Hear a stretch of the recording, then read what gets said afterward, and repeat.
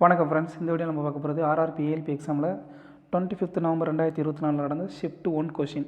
First question என்ன பார்த்தீங்கன்னா, செஞ்சிக்கோட்டை வந்து எங்கே அமைஞ்சிருக்குன்னு சொல்லி கேட்டிருக்காங்க. செஞ்சிக்கோட்டை வந்து எங்கே அமைஞ்சிருக்கு பார்த்தீங்கன்னா, தமிழ்நாடு மாநிலத்தில் வந்து அமைஞ்சிருக்கு. அடுத்ததாக ஆம்பர் கோட்டை வந்து எங்கே இருக்குன்னு பார்த்தீங்கன்னா, குஜராத் மாநிலத்தில் வந்து அமைஞ்சிருக்கு. அடுத்து கோல்கொண்டா கோட்டை வந்து எங்கே இருக்குன்னு பார்த்தீங்கன்னா, ஹைதராபாத் நகரத்தில் வந்து அமைஞ்சிருக்கு.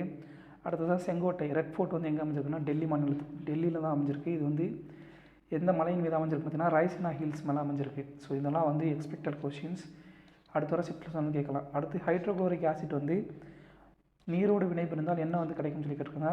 ஹைட்ரோக்ளோரிக் ஆசிட்டும் நீர் வந்து வினைபுரிந்ததுன்னா ஹைட்ரோனியம்ன்ற அயனி தான் கிடைக்கும். அதோட குளோரின் வந்து கிடைக்கும். HCl + H2O gives H3O ion plus chlorine.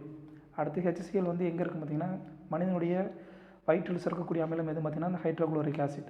அடுத்து when light passes through a convex lens converges at, அதாவது ஒரு குழியாடியின் வழியாக வந்து ஒளி வந்து சென்றால் அது வந்து என்னவாகும் அப்படின்னு பார்த்தீங்கன்னா, அது வந்து ஒரு புள்ளியில் குவியும். அது வந்து அந்த புள்ளிக்கு பேர் என்ன பேர்னா ஃபோக்கஸ்னு பேர். முக்கிய குவியம்னு சொல்லி தமிழில் சொல்லுவோம். முக்கிய குவியம்னு சொல்லி சொல்லுவோம். அடுத்து எக்ஸ்பெக்டடாக வந்து என்ன எக்ஸ்பெக்ட் பண்ணலாம் அப்படின்னு பார்த்தீங்கன்னா, இந்த கோள மையம் C, அடுத்து ஃபோக்கஸ் F, அடுத்து ஆடி மையம் P. இது 3க்குள்ளே தொடர்பு வந்து பார்த்துடலாம். இது கோள மையத்துக்கும் இந்த ஆடி மையத்துக்கு இடைப்பட்ட தூரம் என்னென்னா R என்னென்னா அது வந்து வளைவு ஆரம். அடுத்து இந்த குவியத்துக்கும் ஆடி மையத்துக்கும் இடையில் உள்ள தொலைவு வந்து F, இது வந்து குவிய தொலைவு. ஸோ ஆப்ஷன் என்னென்னா, குவிய தொலைவு வந்து வளைவு ஆரத்தில் வந்து பாதியாக இருக்கும், அல்லது வளைவு ஆரம்ன்றது குவிய தொலைவை போல், வளைவு ஆரம்ன்றது குவிய தொலைவை போல் 2 மடங்கு இருக்கும். ஸோ இதை பேஸ் பண்ணி வந்து அடுத்த ஷிஃப்ட்டில் வந்து கொஸ்டின் வந்து கேட்கப்படலாம். அடுத்ததாக reasons for stars twinkle at night, அதாவது இரவில் வந்து நட்சத்திரம் வந்து மின்னுவதற்கு என்ன காரணம் சொல்லி கேட்டிருக்காங்க. அது என்ன காரணம்னா ரெஃப்ராக்ஷன், ஒளி விலகல் தான் வந்து காரணம்.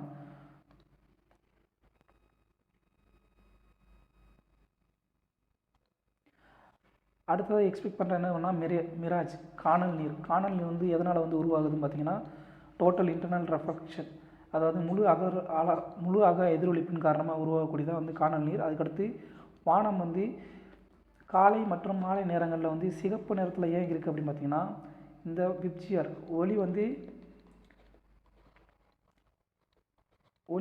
7 வெள்ளை ஒளி வந்து 7 நிறங்களை வந்து பிரிவடையும். அதில் வந்து R வந்து சிகப்பை குறிக்கும். இந்த சிகப்பு நிறத்தினுடைய அலைநீளம் வந்து அது ரொம்ப அதிகம்.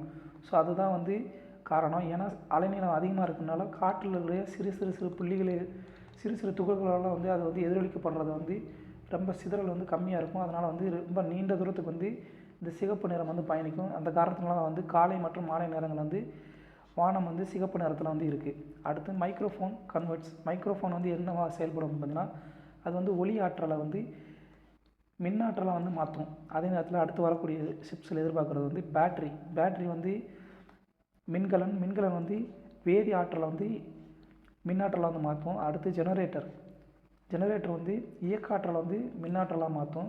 அடுத்ததாக எலக்ட்ரிக் மோட்டார், மின் மோட்டார் வந்து மின்னாற்றலை வந்து இயக்க ஆற்றலை வந்து மாற்றும். அதே மாதிரி பேட்டரியில் இருக்கக்கூடிய ஆசிட் என்ன பார்த்தீங்கன்னா H2SO4. பேட்டரியில் இருக்கக்கூடிய ஆசிட் வந்து H2SO4 சல்ஃபியூரிக் ஆசிட். அடுத்து which metal cannot be stored in water. இந்த கொஷின் வந்து ஆக்சுவலாக கேட்கல. கொஷின் என்ன கேட்டிருக்காங்க பார்த்தீங்கன்னா, கோல்டு வாட்டரில் வந்து வினைபுரியாத தனிமங்கள் என்னன்னு சொல்லி கேட்டிருக்காங்க. குளிர்ந்த நீரில் வந்து வினைபுரியாத தனிமங்கள் எதுன்னு பார்த்தீங்கன்னா,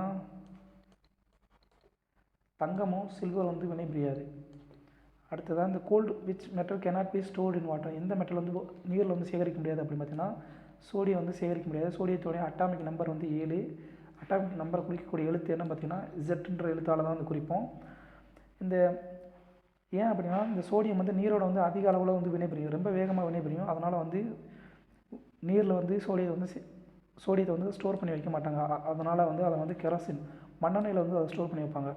அடுத்ததாக ஒரு ஈக்குவேஷன் கொஸ்டின் கேட்டிருக்காங்க. நிறை 10 கிலோகிராம். அப்புறம் முடுக்கம் ஆக்சிலரேஷன் வந்து 2.5 மீட்டர்/செகண்ட் கொடுத்துருக்காங்க. அப்படின்னா விசையினுடைய அளவு என்னன்னு சொல்லி கேட்டிருக்காங்க. ஃபார்முலா என்ன பார்த்தீங்கன்னா, நியூட்டனுடைய 2வது விதிப்படி வந்து நியூட்டன் ஈர்ப்பியல் 2வது விதிப்படி F = m × A, அதாவது ஃபோர்ஸ் = m × A. விசை ஈக்குவல் டு நிறை இன்ட்டு முடுக்கம். இப்போ வந்து இந்த மாதிரி கணக்கில் வந்து கொடுத்துட்டாங்க அப்படின்னா உங்களுக்கு வந்து கொஷினோட ஃபார்முலா எல்லாமே தெரிஞ்சிருந்தாலும் நீங்கள் ஃபஸ்ட்டு கவனிக்க வேண்டியது கொடுத்துருக்க பொருளோட யூனிட் எல்லாமே வந்து சேமாக கொடுத்துருக்காங்களா அப்படின்னு பார்க்கணும். இப்போ நிறையுடைய யூனிட் வந்து கிலோகிராம், ஸோ வந்து சேமாக இருக்குது. முடுக்கத்துடைய யூனிட் வந்து மீட்டர் பர் செகண்ட் ஸ்கொயர், அதுவும் கரெக்டாக இருக்குது. ஸோ அதனால் வந்து பிரச்சனை இல்லை. சப்போஸ் இங்கே கிராமில் வந்து கொடுத்துருந்தாங்கன்னா அதை வந்து கிலோகிராமுக்கு வந்து கன்வெர்ட் பண்ணிக்கிட்டு அடுத்து வந்து ஈக்குவேஷனில் ஆட் பண்ணணும். இதை வந்து மறந்துடக்கூடாது. இந்த மாதிரி சின்ன சின்ன மிஸ்டேக்னால் வந்து மார்க் வந்து இழந்துடக்கூடாது. ஸோ கொடுத்துருக்க கொஸ்டின் படி 10 × 2.5 ஈக்குவல் டு கிடைக்கிறது என்னென்னா 25 நியூட்டன். நியூட்டன்றது விசையினுடைய அலகு. அடுத்து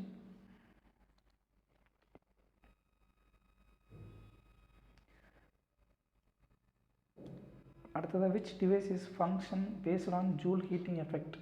ஜூல் வெப்ப விளைவின் விதியின்படி செயல்படக்கூடிய சாதனம் என்னன்னு பார்த்தீங்கன்னா எலக்ட்ரிக்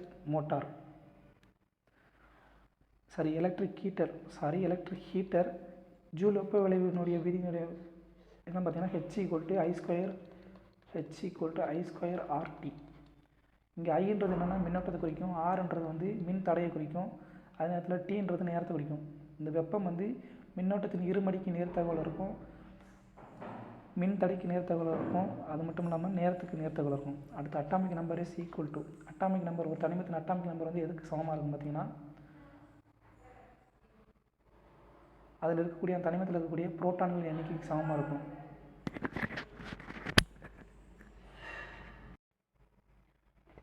தொந்தரவுக்கு மன்னிக்கணும். அடுத்த கொஸ்டின் வந்து atomic number is equal to ஒரு தனிமத்தில் வந்து அட்டாமிக் நம்பர் வந்து அணு எண் வந்து எதை அடிப்படையாக கொண்டு தீர்மானிக்கப்படும்னா அதில் இருக்கக்கூடிய புரோட்டான்களின் எண்ணிக்கை அடிப்படையாக கொண்டு தான் தீர்மானிக்கப்படும். இந்த அணுவினுடைய அணுக்கருவில் இருக்கக்கூடியது என்னதுன்னு பார்த்தீங்கன்னா புரோட்டான் மற்றும் நியூட்ரான்கள் தான் அணுக்கருவில் இருக்கும். அதே நேரத்தில் அந்த அணுக்கருவில் வந்து புரோட்டானும் நியூட்ரான் வந்து அணுக்கருவில் இருக்கும். அதை சுற்றி வந்து எலக்ட்ரான்ஸ் வந்து சுற்றி வந்துக்கிட்டு இருக்கும். அடுத்ததாக ஜெனட்டிக் ட்ரைட் கம்ஸ் ஃப்ரம், அதாவது ஒருவருடைய மரபணு பண்பு வந்து யார்கிட்ட வந்து வரும் அப்படின்னா அவர் சார்ந்து இருக்கக்கூடிய பேரண்ட்ஸ், தந்தை மற்றும் தாய், இவர்கள்ட்ட தான் வந்து தலைமுறையாக வந்து மரபணு பண்புகள் வந்து கடத்தப்படும். அடுத்து கெமிக்கல் பேலன்ஸ் கொஷின் வந்து கெமிக்கல் பேலன்ஸ் வந்து ஈக்குவல் பண்ண சொல்லி சமன்பாடு வந்து கேட்டிருக்காங்க. அது என்னன்னு சரியாக தெரியல. பட் ஒரு கெமிக்கல் ஈக்குவேஷன் மட்டும் பார்த்துடலாம்.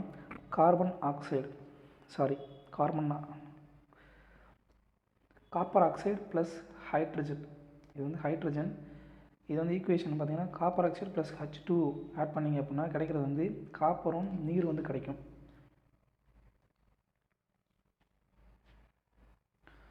அடுத்ததாக வந்து நேஷ்னல் சயின்ஸ் அவார்டு வந்து எத்தனை கேட்டகரியில் வந்து கொடுக்குறாங்க அப்படின்னு சொல்லி கேட்டிருக்காங்க. அது வந்து மொத்தம் 4 கேட்டகரியில் வந்து இந்த வருஷத்துல கொடுக்குறாங்க. இது பார்த்திங்கன்னா விக்யான் ரத்னா, விக்யான் ஸ்ரீ, விக்யான் யுவா, விக்யான் டீம். இதில் வந்து 2024 வந்து மொத்தம் 33 அவார்ட்ஸ் வந்து கொடுத்துருக்காங்க. அதில் வந்து விக்யான் ரத்னா யார் கொடுத்தாங்க பார்த்தீங்கன்னா ஜி பத்மநாபன் அவருக்கு தான் கொடுத்துருக்காங்க. அடுத்து விக்யான் டீம் வந்து யாருக்கு கொடுத்துருக்காங்க பார்த்தீங்கன்னா டீம் சந்திராயன் 3 குழுவினருக்கு தான் வந்து விக்யான் டீம்ன்ற அவார்டு வந்து நேஷ்னல் சயின்ஸ் அவார்டு வந்து கொடுத்துருக்காங்க. ஸோ நேஷ்னல் சயின்ஸ் டே வந்து எப்போ கொண்டாடுறோம் அப்படின்னா 28 பிப்ரவரி. இந்த தேதியெலாம் வந்து சர் சி வி ராமன் வந்து அவருடைய ரொம்ப ஃபேமஸான இந்த நீல நிற கொள்கையை வந்து கண்டுபிடிச்சார். அதுக்கு வந்து 1930 வந்து அவருக்கு வந்து நோபல் பரிசு வந்து கிடச்சிருந்துச்சு. அடுத்து who broke the record of, அதாவது கேலோ இந்தியா யூத் கேம்ஸில் வந்து 1500 மீட்டர் ஓட்டப்பந்தயத்தை வந்து 3.51 நிமிடங்களில் வந்து கடந்து புதிய சாதனை படைத்த வீரர் யாருன்னு பார்த்தீங்கன்னா ராகுல் சர்னாலியா. இவர் வந்து உத்தராகண்ட் மாநிலத்தை சேர்ந்தவர். இப்போ கேலோ இந்தியா யூத் கேம்ஸ் வந்து 2024 வந்து தமிழ்நாட்டில் வந்து நடந்துச்சு. இதோடைய மாஸ்கோட், இதோடைய சின்னம் என்ன பார்த்தீங்கன்னா வீரமங்கை. இதில் வந்து ஃபஸ்ட் ப்ரைஸ் வாங்கினது யார் பார்த்தீங்கன்னா மகாராஷ்டிரா டீம், 2வது ப்ரைஸ் யார் வாங்கினா தமிழ்நாடு டீம். அதே நேரத்தில் 2024 கேலோ இந்தியா வின்டர் கேம்ஸோடைய மாஸ்கோட் என்ன பார்த்தீங்கன்னா ஷீ. இது வந்து ஒரு ஸ்னோ லெப்பர்டு. வீரமங்கைன்றது வந்து வேலுநாச்சியாரை குறிக்கும். அடுத்ததாக 2024 வந்து ஒரு அவார்டு சம்மந்தமான கொஸ்டின் கேட்டிருக்காங்க. 2024 பிரிட்டிஷ் இண்டிபெண்டன்ஸ் அவார்டு வந்து பெஸ்ட் ஆக்ட்ரஸ் அவார்டு வந்து யார் கொடுத்துருந்தாங்க பார்த்தீங்கன்னா சிஸ்டர்ஸ் மிட்நைட்ன்ற படத்தில் நடித்த ராதிகா ஆப்தே என்ற நடிகைக்கு தான் வந்து கொடுத்துருந்தாங்க. அடுத்து மிராக்கிள் மேக்கர்ஸ்ன்ற புக்கோடைய ஆத்தர் யார் பார்த்தீங்கன்னா பாரத் சுந்தரேசன். அடுத்து நார்த் ஈஸ்ட் இந்தியா வந்து 2024 வந்து தாக்கிய இந்தியாவுடைய வடகிழக்கு மாநிலங்கள் தாக்கிய புயல் எந்த புயல்னு பார்த்தீங்கன்னா மே மாதம் தாக்கியது வந்து சைக்ளோன் ரிமால். அதே நேரத்தில் அக்டோபர் மாதத்தில் தாக்கியது வந்து சைக்ளோன் டானா. அடுத்து எஸ்எஸ்பி சகஸ்திர சீமாபால் அந்த அமைப்பினுடைய டைரக்டர் ஜெனரல் யாருன்னு பார்த்தீங்கன்னா அம்ரித் மோகன் பிரசாத். இதே அடுத்து சிஆர்பிஎஃப் உடைய டைரக்டர் ஜெனரல் யாருன்னா அனீஷ் தயால் சிங். அதே நேரத்தில் பிஎஸ்எஃப் உடைய டைரக்டர் ஜெனரல் தல்ஜித் சிங் சௌத்ரி. அடுத்து சிஏஎஸ்எஃப் உடைய டைரக்டர் ஜெனரல் ஆர்எஸ் பாட்டி. ஐடிபிபியோட டைரக்டர் ஜெனரல் ராகுல் ரஸ்கோத்ரா. அடுத்து particles in matters moved because of, அதாவது பொருட்கள் இருக்கக்கூடிய துகள்கள் வந்து எதனால் வந்து இயங்குது அப்படின்னு பார்த்தீங்கன்னா கைனடிக் எனர்ஜி, அப்புறம் தெர்மல் எனர்ஜி. அதாவது ஒவ்வொரு பொருளுக்கும் வந்து எப்போயுமே ஒரு அதிர்வுலேயே இருக்கும். அந்த அதிர்வுக்கு காரணம் வந்து அதில் இருக்கக்கூடிய இயக்க ஆற்றல், அப்புறம் வெப்பத்தினாலும் பொருட்கள் வந்து அதிர்வுறும்.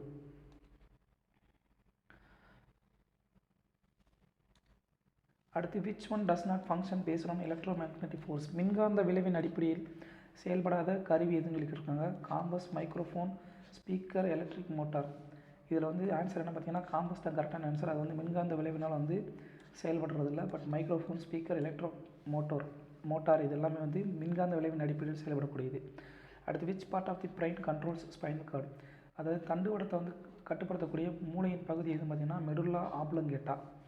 அடுத்ததான் ஒரு ஃபார்முலா, அதாவது சயின்ஸ் ஈக்குவேஷன் பேஸ்டாக வந்து ஒரு கொஸ்டின் கேட்டிருக்காங்க.